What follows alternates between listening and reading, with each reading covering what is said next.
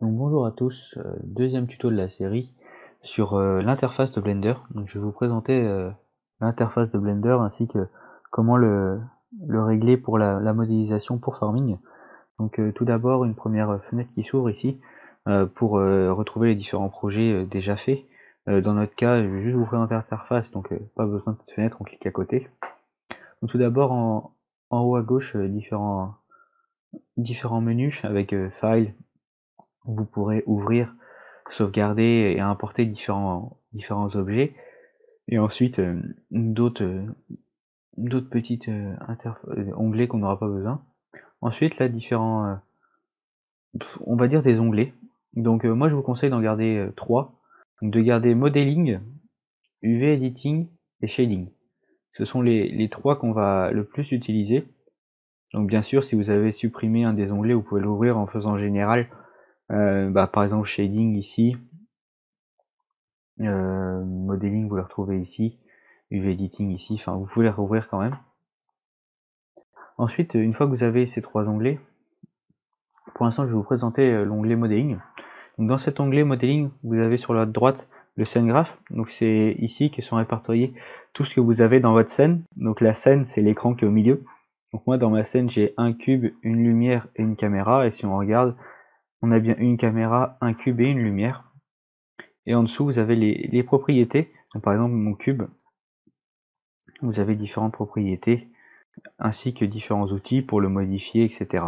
Ces différents outils là, je vous les présenterai au fur et à mesure quand on en aura besoin, parce que je vois pas l'intérêt de vous présenter cela maintenant alors qu'on n'en a pas forcément besoin tout de suite.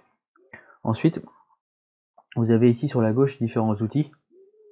Bien sûr ici pour sélectionner, là pour déplacer le curseur. Le curseur est juste un point, par exemple si vous voulez dire mon cube, faut que je me souvienne du point qui est ici, vous placez votre curseur et comme ça il se souviendra de ce point là. L'option avec les flèches pour déplacer nos outils, donc que ce soit le cube ou autre, ou sur des axes fixes si on sélectionne les flèches, ou alors directement sur des axes différents si on sélectionne le rond au milieu. Ici rotation, on va faire des rotations à notre cube.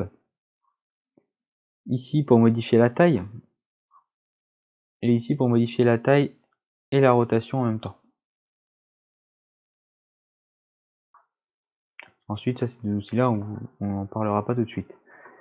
Ensuite, si vous appuyez sur T, ça fait disparaître ou apparaître cette barre.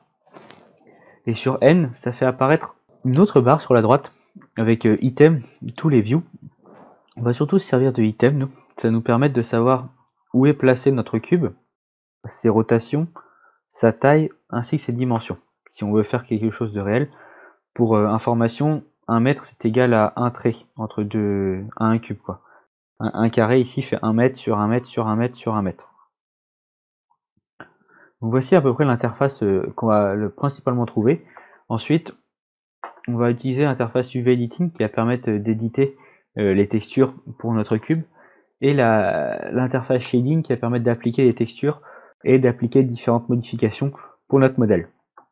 Donc bien sûr, dans UV Editing, vous allez avoir comme d'habitude, comme sur l'onglet Modeling, à droite ici, le scène graph ainsi que les différentes fonctions, la scène ainsi qu'une page ici pour éditer les faces. Par exemple, si on prend notre cube, qu'on le sélectionne, vous verrez que toutes les faces du cube sont ici.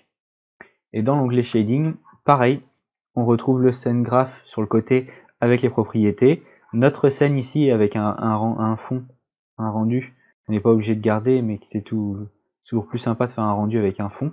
En dessous, une fenêtre pour y mettre des notes, donc y ajouter les textures, etc., les lier.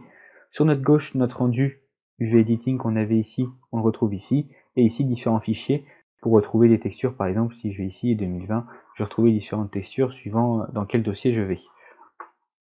Donc voici différents onglets, et pour se déplacer dans Blender, je vais vous présenter tout de suite comment se déplacer dans Blender. Comme vous pouvez le voir tout à l'heure, je tourne autour de mon objet, je clique sur ma molette, clique molette et je déplace ma souris, ça me permet de tourner autour de mon objet.